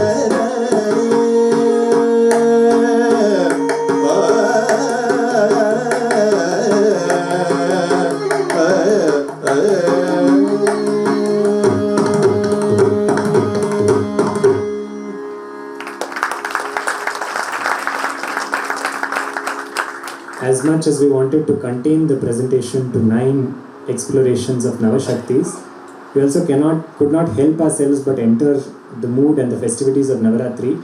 So we picked together some numbers that are numbers is the wrong word. We picked together some pieces that are very close to our heart and that are so symbolic of Devi and are so well known to all of you as well. So we present to you a medley of compositions that we all invite you to also hum along with and sing along with, because this is a collective journey that is coming to a conclusion. This is a medley of different compositions, different languages, different composers.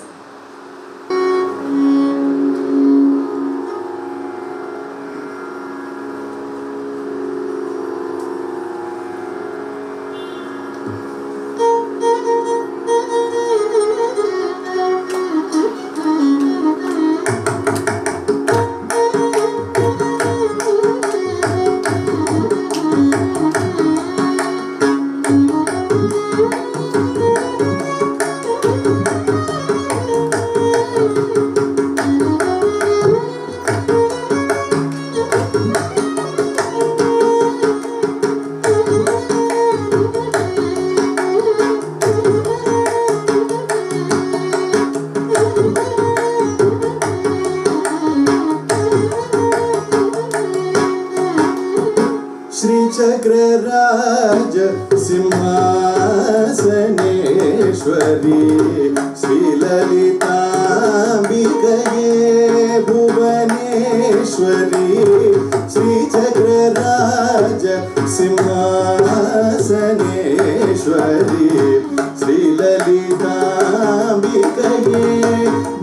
Bhuvaneshwari आगम वेद कलामय रूपिणी आगम वेद कलामय रूपिणी अखिल चराचर जननी नारायणी अखिल चराचर जननी नारायणी नागकंकण नटराज मनोहरी नागकंकण नटराज मनोहरी ज्ञानविद्येश्वरी राजराजेश्वरी ज्ञानविद्येश्वरी राजराजेश्वरी श्रीचक्रराज सिंहासनेश्वरी श्रीललिताम्बिकये भुवनेश्वरी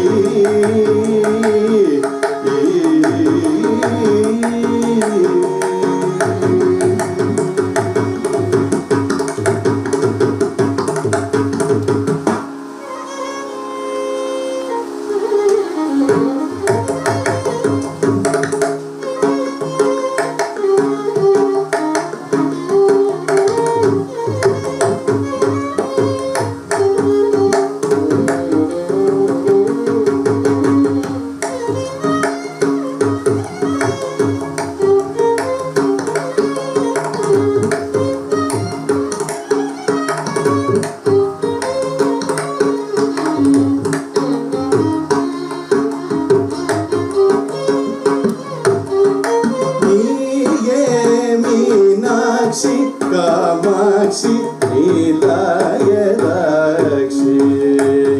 पलपेयरुडनिंगुम मीनाक्षि कामाक्षि नीलायदाक्षि पलपेयरुडनिंगुम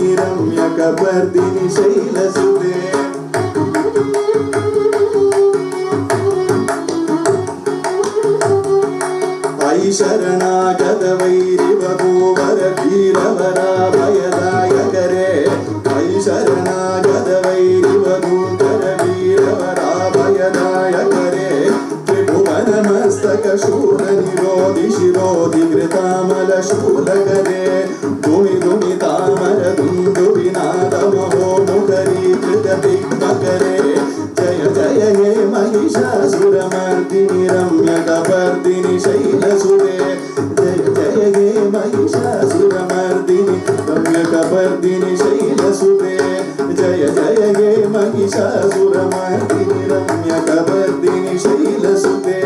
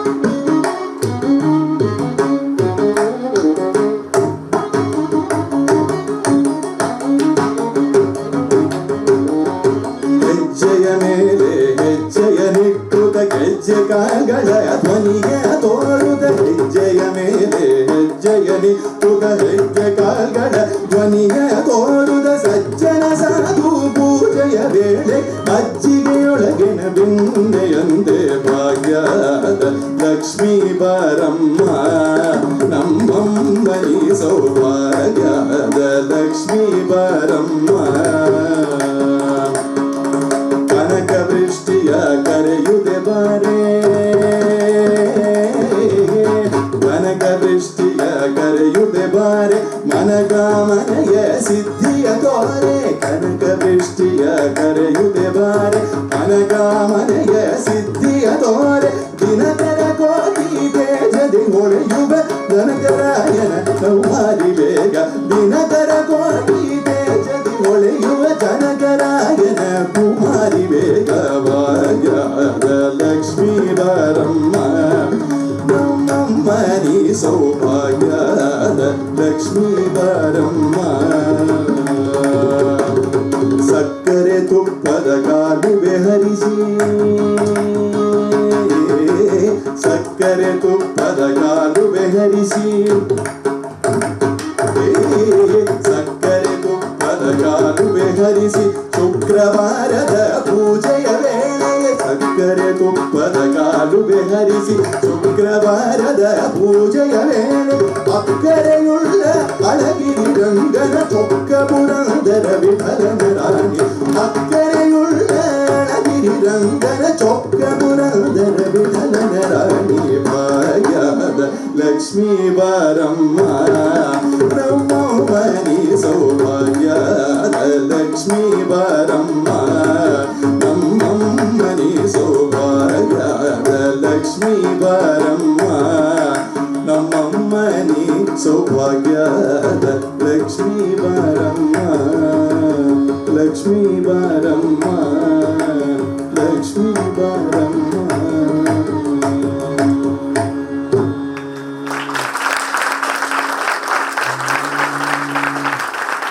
देवी सर्वभूतेषु बुद्धिरूपेण संस्थिता नमस्तस्यै नमस्तस्यै नमस्तस्यै नमो नमः या देवी सर्वभूतेषु लक्ष्मीरूपेण संस्थिता नमस्तस्यै नमस्तस्यै नमस्तस्यै नमो नमः या देवी सर्वभूतेषु शक्तिरूपेण संस्थिता नमस्तस्यै नमस्तस्यै नमस्तस्यै नमो नमः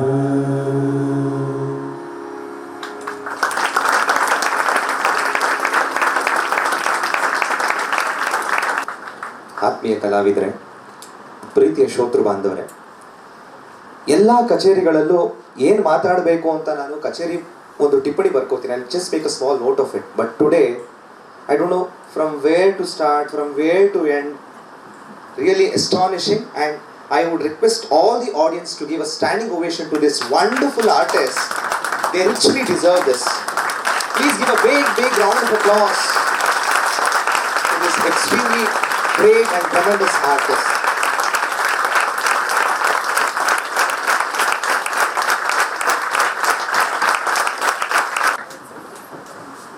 ಆದ್ಯಂತರಹಿತೆ ಆದಿಶಕ್ತಿ ಬಗ್ಗೆ ಬಹಳ ಸೊಗಸಾಗಿ ಹೇಳ್ತಾ ಇದ್ರು, ಹಾಡ್ತಾ ಇದ್ರು.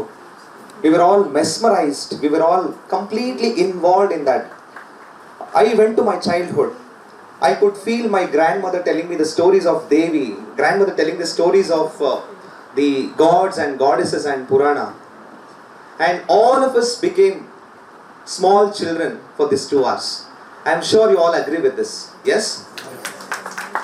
ನಿಜವಾಗ್ಲೂ ಎಲ್ಲಿಂದ ಪ್ರಾರಂಭ ಮಾಡಬೇಕು, ಎಲ್ಲಿಂದ ಮುಗಿಸ್ಬೇಕು ಅಂತ ನನಗೆ ಗೊತ್ತಾಗ್ತಾ ಇಲ್ಲ. ಮಳೆ ಅನ್ನೋದು 10 ದಿವಸ ಬ್ರೇಕ್ ಕೊಟ್ಟಿತ್ತು. ಜಗನ್ಮಾತೆ ಕೃಪೆ ಅನುಗ್ರಹಕ್ಕೆ ಇವತ್ತು ಜೋರಾಗಿ ಮಳೆ ಬರ್ತಾ ಇದೆ ಹೊರಗಡೆ. It's definitely a goddess mother's blessing I feel. Should I speak about the music, or should I speak about the speaker, or about the artist, or about the instruments, or whatever? I'm completely lost. We were able to visualize all the kshetras, all Shakti Pitas. 18 Shakti Pitagalanu avaru vivarisತಾ ಇದ್ರೆ, ಅವರು ಹಾಡ್ತಾ ಇದ್ರೆ. We were able to visualize the goddess and in different forms. So ಆ ಒಂದು ಸಾರ್ಥಕತ ಒಂದು ಭಾವನೆ ಮತ್ತು ಆ ಧನ್ಯತಾ ಭಾವನೆ, not only that but also ನಮಗೆ ಒಂದು ದೇವಿ ಮಹಾತ್ಮೆ ಪಾರಾಯಣ ಮಾಡಿದಷ್ಟು ಫಲ ಹಾಗೂ ದೇವಿಯ ಹರಿಕಥಾ ಶ್ರವಣೆ ಮಾಡಿದಷ್ಟು ಪುಣ್ಯ, ಹಾಗೂ ದೇವಿಯ ಒಂದು ಚರಿತಾಮೃತಿಯಲ್ಲಿ ನಾವೆಲ್ಲರೂ ಇವತ್ತು ಮುಳುಗೋದ್ವಿ ಅಂದರೆ it is not an exaggerating words. ಶಿವನಿಲ್ಲದೆ ಶಕ್ತಿ ಇಲ್ಲ, ಶಕ್ತಿ ಇಲ್ಲದೆ ಶಿವನಿಲ್ಲ ಅನ್ನೋದನ್ನು ಬಹಳ ಚೆನ್ನಾಗಿ ಹೇಳಿದ್ರು. ದೇವಿಯ ಹಲವಾರು ರೂಪಗಳಾದ ಶಾರದೆ, ಅನ್ನಪೂರ್ಣೆ, ಲಕ್ಷ್ಮಿ, ದಾಕ್ಷಾಯಿಣಿ, ಮಂಗಳಾದೇವಿ, ರೇಣುಕಾದೇವಿ, ಶಾಕಾಂಬರಿ, ಸಪ್ತಮಾತೃಕೆ, ಮೂಕಾಂಬಿಕಾದೇವಿ ಹಾಗೂ ಶ್ರೀ ಚಾಮುಂಡೇಶ್ವರಿ, ಎಲ್ಲ ದೇವಿಯ ವರ್ಣನೆ ಕೂಡ ಬಹಳ ಸೊಗಸಾಗಿ ಮಾಡಿದ್ರು ಇಬ್ಬರು ಕಲಾವಿದರು. ಒಬ್ರು ಹೇಳ್ತಾ ಇದ್ರೆ ಒಬ್ರು ನಿಜವಾಗ್ಲೂ ಆ ದೇವಿ ರೂಪನ ವಿಜುವಲೈಸ್ ಮಾಡಬೇಕು. ಅದನ್ನ ಅವ್ರು ಹಾಡಿರೋದನ್ನ ನಾವು ಲಿಟ್ರಲಿ ಆ ರೀತಿ ಮನಸ್ಸಿಗೆ ತಗೊಂಡ್ವಿ. ಮೇ ಬಿ ಪುನ್ನಗವರಾಳಿಸ್ ಐಗಿರಿ ನಂದಿನಿ ಅವ್ರ ಚಂದ್ರಶೇಖರ ಭಾರತಿ ಸ್ವಾಮೀಸ್ ಹಮೀರ್ ಕಲ್ಯಾಣಿ ರಾಗದ ಒಂದು ಶಾರದೆ ಕರುಣಾನಿದೆ, ಕೈವಾರ ತಾತಯ್ಯನವರ ಅಮರನಾರಾಯಣ ಯೋಗಿಗಳ kriti in Saramati and Saraswati ragas, and Annapurnashtaka with Dikshitas Annapurne Vishalakshi, and Ratnangi, Kanakangi, many more. ಈಗ ಹೇಳ್ತಾ ಹೋದ್ರೆ list goes on and on and on. ಅವ್ರು ನಮಗೆ ಒಂದು ಚಿಕ್ಕ ಒಂದು ಮೆಡ್ಲೆ ಅಂತ ಹೇಳಿದ್ರು. It is beyond medley, I would feel. I have no words to express.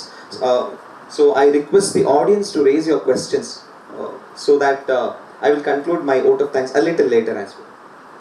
Renuka Devi Rakshitoham Anisham. There is a indication of the place called as Vijayanagara. Yes. So you spoke about Saundatti, Yes. Saundatti Ellamma, Yes. and all of us would love to hear a little more about Vijayanagara Renuka Devi's. Sure. So as I mentioned, the Shakti Pithas of Renuka are considered multiple to be in number.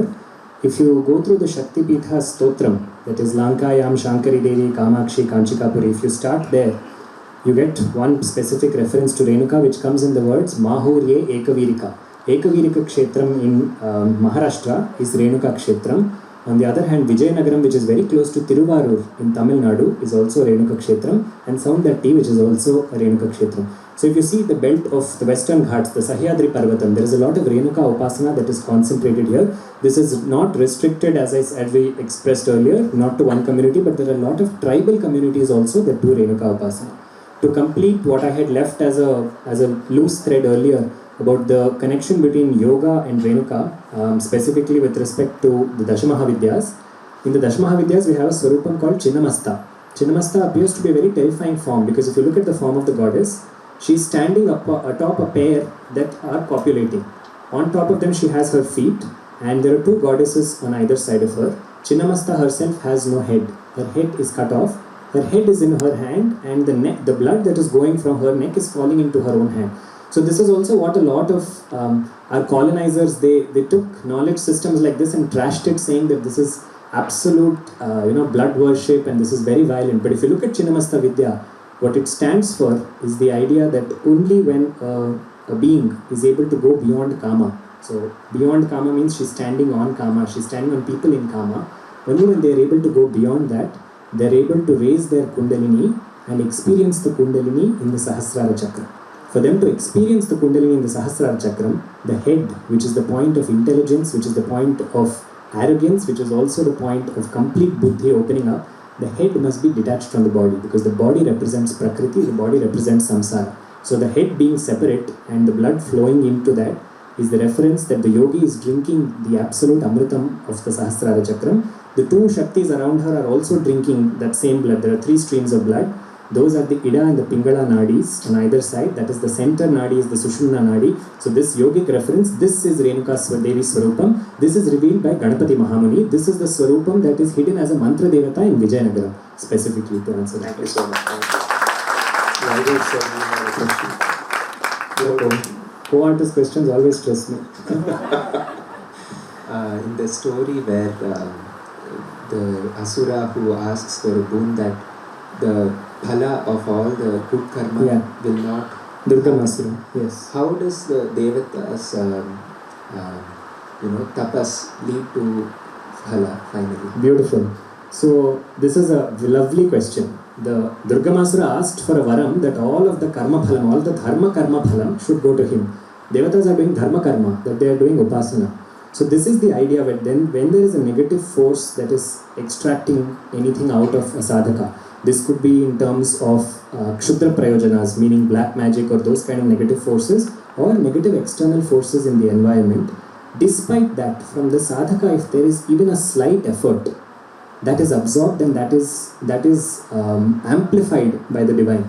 You see the same katha, you see a bimba katha and pratibimba, meaning a main katha and a reflectory katha. In the Brahmanda Purana, when all the devatas, when Bhandasura has come, Bhandasura completely, he sucks the life out of the devatas, literally. He takes out their rasa. Similarly, at that point when they have no energy whatsoever, whatever little energy they have, they used to just chant her name. So that idea is that no matter how small sadhana is always picked up by her, it is never ignored. And that sadhana led to a momentous result that she actually appeared. So that is the power of sadhana is hidden in your question as well. So thank you for that lovely question. Any more questions? Okay, Somebody has raised their hand. please. One last.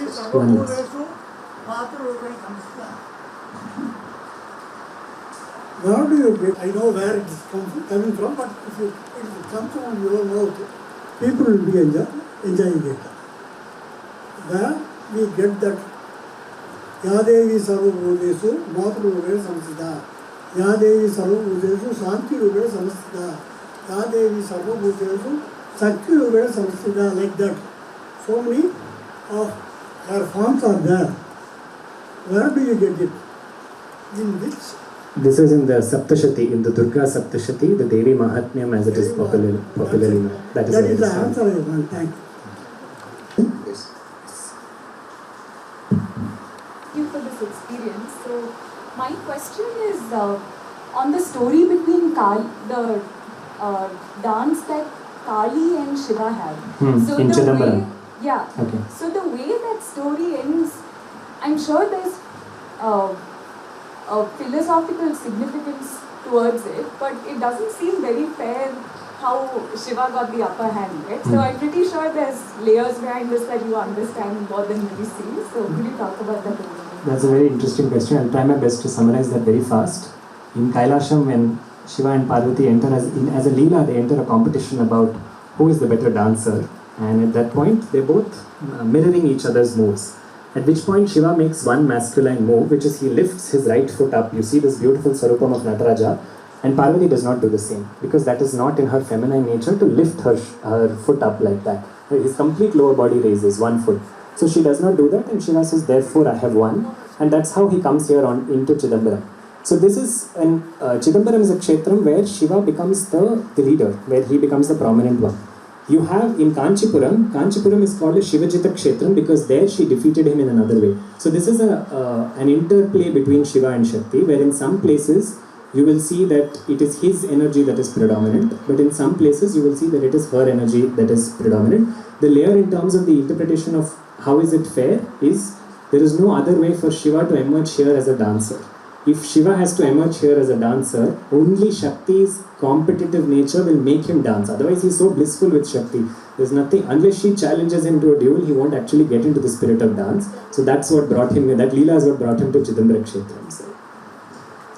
Thank you so much. So Yashwant, before we conclude, I'd also like to thank on behalf of all of us on stage here, firstly MES Kalavedi and Krishna Kumar sir for having given us this opportunity to do this in front of you. It's a very new and different concept, but to have faith in us and to do this, and we are also very happy that sir actually was part of the ideating process also. Some ideas came from him as well, and we're very grateful to you for that as well, sir, and everybody from MES who's been involved in organizing this and having us. And then finally, of course, I'd like to thank all of you who came here in large numbers on the onset of Navaratri and given us your undivided attention and stayed right till the end. So yeah, thank you, a big thank you to all of you. And this team, I think this team is one bouncing board where the craziest of ideas come, but every idea has a place. So I think none of that is possible. As Vivek said at the very beginning, this is a team, this is not a solo effort. So I think kudos to the team that makes this that much meaningful every time. So with that, Swasti. Definitely, V2 makes this V4 successful. And I got a silent but a powerful answer. What is happening to the Carnatic music field these days? Why does people doesn't turn up to the concerts? So we got the wonderful answer. People are expecting this.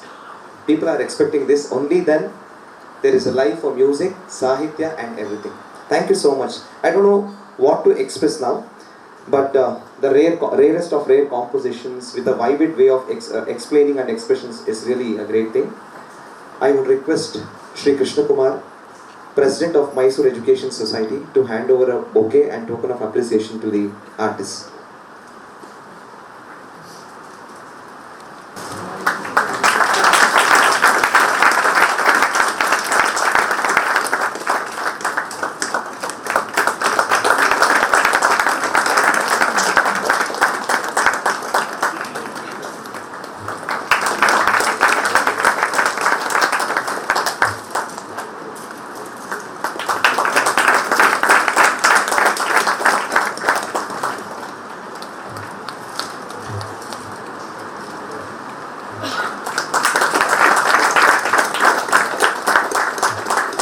Just to again add to Yashwant's vote of thanks, personal thanks from me.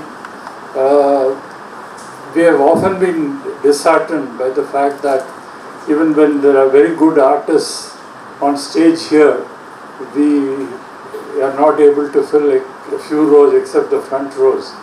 So today, this was a prayoga, that if we could combine narration with music and with art and so on. I would have liked to see more youngsters, but thanks to Vivek and Vinay's Instagram followers and Facebook and other followers, we have those also. This is just to say that MES Kalavedi is open to this kind of innovative programming. So those of you in the audience, if you have ideas like this, please get in touch with us. Most of you know us or some of the members and so on.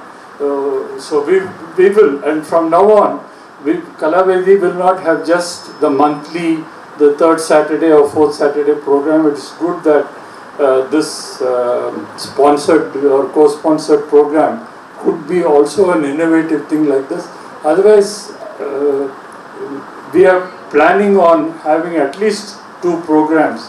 One is the usual third, fourth Saturday evening concert. The other one is something like this, innovative. And if we can even slot it at about, say, 4 o'clock, 4 to 5:30 or something like that, so that the students, when they're leaving the college, they can stay, attend the program and then go. So we are in Kalavedi 2.0. We have restarted after the pandemic last month. And this September thing is also an absolute gem of performance. We hope to sustain this and take it forward with all your support and with all your, and as Vinay said, any crazy idea, we'll try and see if we can work with it and make it happen and make it reach a wider audience than just a few people in and around Kalavedi or the MES College.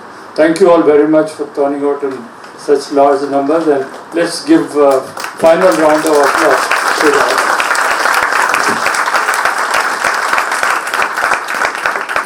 Vivek, Vinaya, Adamya, Agamya, and Vaibhav Chudamani, I can say. Vivek Chudamani, I can give this title. All these are 4 Chudamanis who had enlightened our Kalavedi program. Thank you all so much. I request our President, Mysore Education Society, to hand over a bouquet to Srimati Neela K. Murthy for sponsoring this wonderful program. Shubharatri, Jai Hind, Jai Karnataka.